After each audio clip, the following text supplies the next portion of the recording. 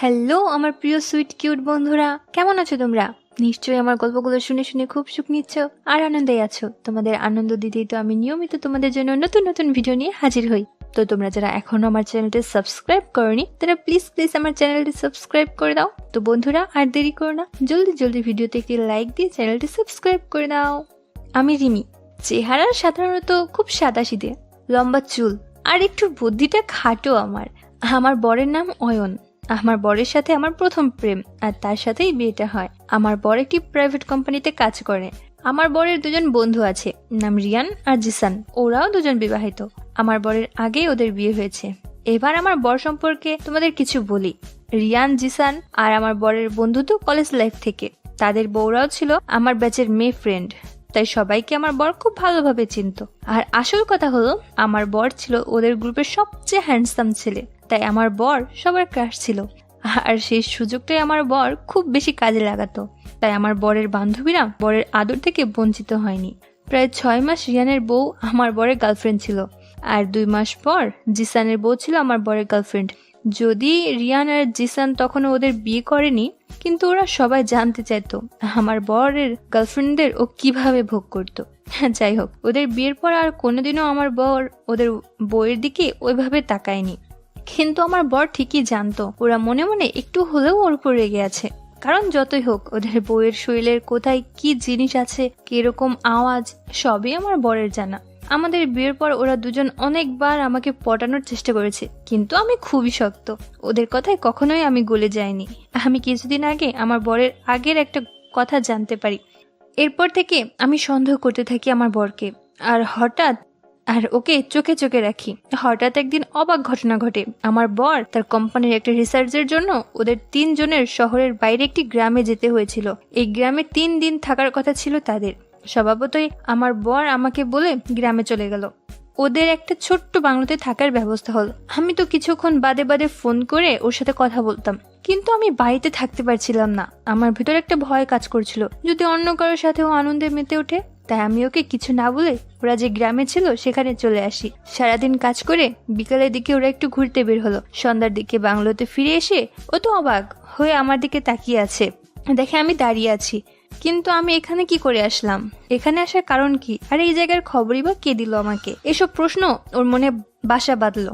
পরে আমার চোখ মুখ দেখে ও বুঝতে পারলো আমি ওকে সন্দেহ করে এখানে এসেছি। আমি এখানে কেন এসেছি এটা আমার বর আমাকে জিজ্ঞাসা করলো, কিন্তু আমি কোনো কিছুই বললাম না। শুধু বললাম আমিও এখানে থাকবো তোমাদের সাথে। আর এদিকে সমস্যা হলো যে আমি থাকবো কোথায়, কারণ ছোট্ট ঘরে একটা খাট, আর ওরা 3 জন ছেলে। ঠিক হলো আমার বর আর আমি খাটের উপরে ঘুমাবো, আর ওরা দুজন নিচে ঘুমাবে।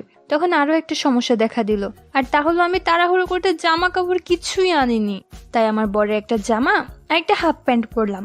আমাকে প্যান্ট পরে খুবই সুন্দর লাগছিল, বিশেষ করে আমার পরিষ্কার পা দুটো যেন সারা ঘর আলোকিত করে দিয়েছিল। আমার বরের বন্ধুরা তো ওদের চোখ দিয়ে আমাকে গিলে খাচ্ছিল। মন ভরে ওরা আমাকে দেখতে লাগলো। তার কিছুক্ষণ পর ওরা সবাই বিদেশি পানির বোতল নিয়ে আসলো।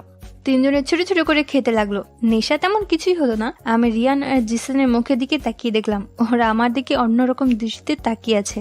আমার ভেতরে অন্যরকম অনুভূতি খেলে গেল। আর মনে মনে ভাবলাম, ওরা যদি আমাকে একসাথে ভোগ করতে চায় তখন আমি কি করব? বন্ধুরা তোমরাই বলো, তখন কি আমার ওদের ডাকে সাড়া দেওয়া উচিত?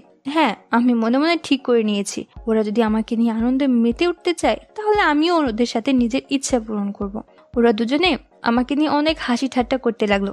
একসময় কথা উঠলো মডার্ন মেয়ে নিয়ে। এখন রিয়ান আমাকে ইঙ্গিত করে বলল, ভাবি তুমি কিন্তু এতদিন শহরে থেকে মডার্ন মেয়ে হতে পারলে না। আমি বললাম, কেন? আমার কোন দিকটাই মডার্ন ভাব নেই। আমার পা থেকে মাথা অব্দি ভালো করে দেখে নিয়ে তারপর বলল, দেখো ভাবি, আজকে যদি তুমি মডার্ন হতে তবে এই জামাটাই শুধু পরতে, নিচে প্যান্ট পরার কোনো দরকার ছিল না। তোমাকে দেখতে আরো বেশি ভালো লাগতো, আর তুমি নিজেকে মডার্ন মেয়ে বলতে পারতে। এমনিতেই আমার বর আমাকে কোনো জামা কাপড়ে নিষেধ দেয়নি, তাই আমি একবার আমার বরের দিকে তাকিয়ে তারপর রিয়ানের দিকে তাকিয়ে বললাম, দাঁড়াও আমি এক্ষুনি আসছি, বলে ঘর থেকে দৌড়ে বেরিয়ে গেলাম। একটু পর ঘরে ঢুকলাম আমি। সত্যি বলতে আমার বড় আমাকে দেখে চিনতে পারছিল না।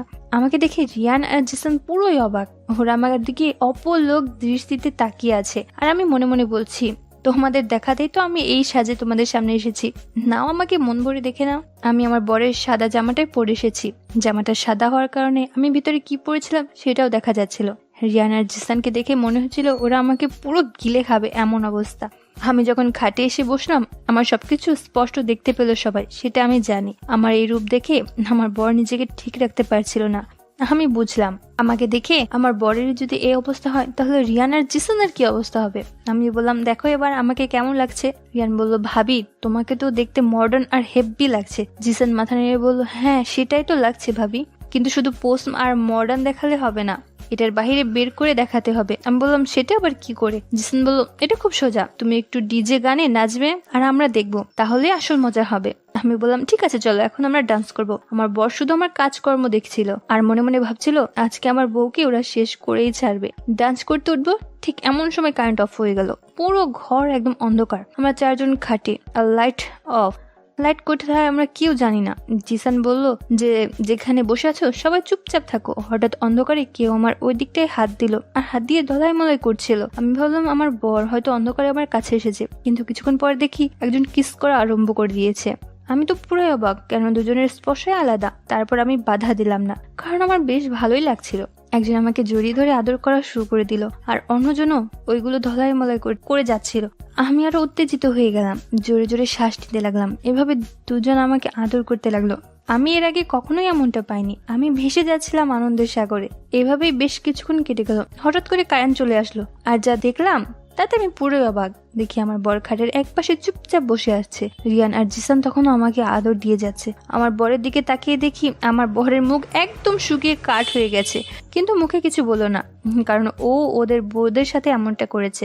তারপর রিয়ান আর জিসানের খেলা শেষ করলো। আর যাই বলো বন্ধুরা, আমি কিন্তু বেশ মজা পেয়েছি। আমার বর তখন ওর বন্ধুদের বলল তোরা তাহলে প্রতিশোধ নিয়েছিস, তোদের বউদের সাথে আমি খেলেছি বলে তোরা দুজন মিলে আমার বউয়ের সাথে খেলা শেষ করে দিলি। বন্ধুরা আজ এ পর্যন্তই। আশা করি গল্পটা তোমাদের কাছে অনেক ভালো লেগেছে। তো বন্ধুরা আজকের গল্পটি তোমাদের কাছে কেমন লাগলো ফেসবুকে মেসেজ করে আমাকে জানিয়ে দিও। আর আমার চ্যানেলের অন্যান্য গল্পগুলো শুনে এসো। আর অবশ্যই ভিডিওতে একটি লাইক দিয়ে চ্যানেলটি সাবস্ক্রাইব করে দিও প্লিজ। তোমরা সবাই অনেক অনেক ভালো থাকো আর নিয়মিত আমার গল্পগুলো শুনবে, কিন্তু আমি নিয়মিত তোমাদের জন্য মজার মজার গল্প নিয়ে আসবো। আর ফেসবুকে আমার সাথে আড্ডা দিতে জলদি ডিসক্রিপশনে দেওয়া লিঙ্ক থেকে আমাকে ফেসবুকে মেসেজ দাও। বাই।